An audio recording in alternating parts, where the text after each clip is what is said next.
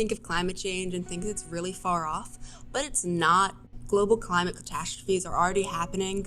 They are going to keep on getting worse. There's going to be mass migration, mass refugee crises, mass health crises. It's going to affect our lives. It's going to affect our futures, and we don't really have a choice other than caring. It's going to affect us all, no matter if it's affecting you now or it's going to affect you in a few years, or if you live on a mountain and you're rich.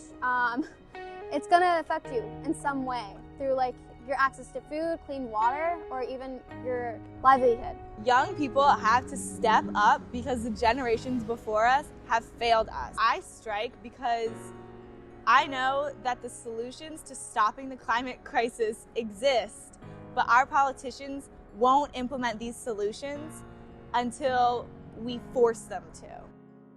We haven't seen the kind of action that we're looking for from our leaders that science tells us we need, and we are not happy with the answer that legislators keep giving us. The government moves slow. We need it to move faster, and that's why we're striking. We are sick of this pollution. We are sick of this pollution. We don't want your false solutions. We don't want your false solutions. We are sick of this pollution. We are sick of this pollution. We don't want your false solutions. What the whole climate strike thing is, we kind of stop business as usual and call attention to the fact that we are in a climate emergency, and that this crisis won't just get solved on its own. And what we need to do is leave our schools, leave our institutions, and demand action from our elected officials. We have a main goal of disrupting business as usual because the climate crisis will be disrupting everything in business as usual. You first decide the goals of the strikes. The easiest thing is to think about our goals and then work backwards. What are we doing to achieve those goals? The main guts of the work get done in the month leading up to the strike. Organizing a strike takes a lot of people. The first thing to brainstorm is a place, a time, the overall demands, and then starting the permitting, as well as speakers, performers. Getting people to become organizers is a very difficult process, especially when you're working with high school students who have not had the experience of any kind of organizing before. Organizing a strike is particularly hard because what's so amazing about these climate strikes is that they're intergenerational. It's all of these different groups that are working together, which can be challenging. We all have slightly different, objectives, and while we all obviously want to create a better society, we all have different ways of doing that. I never pictured myself, being in this position or role.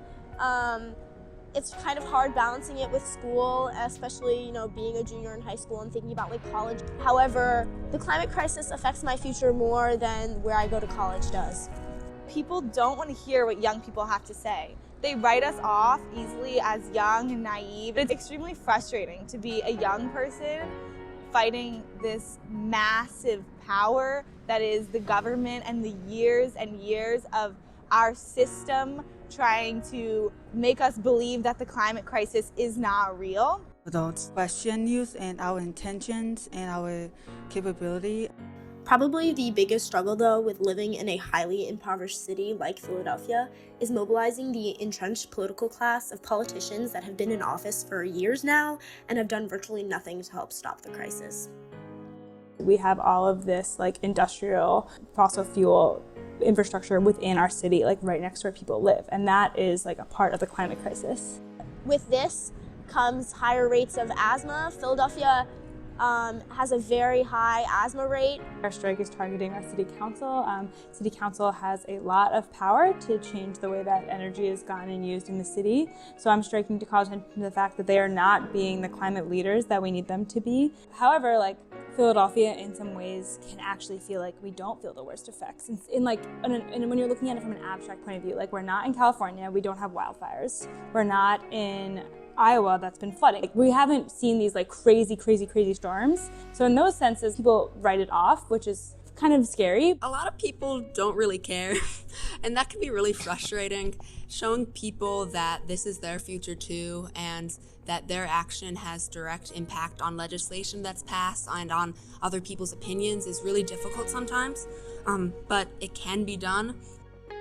Education and awareness of the atrocities happening across the world is the first step. And then the next step is showing people the direct impact that actions across the world are having.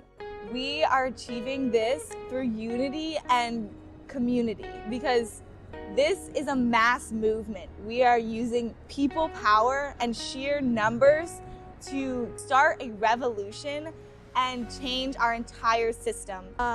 Being a part of this community and with people who are fighting for the same thing is very empowering, and it feels like I can make a difference. You kind of feel this like loss of hope when doing it and thinking, is this really worth it? And just seeing everyone chanting and marching, it's very inspiring and it's very rewarding. It makes you just want to continue.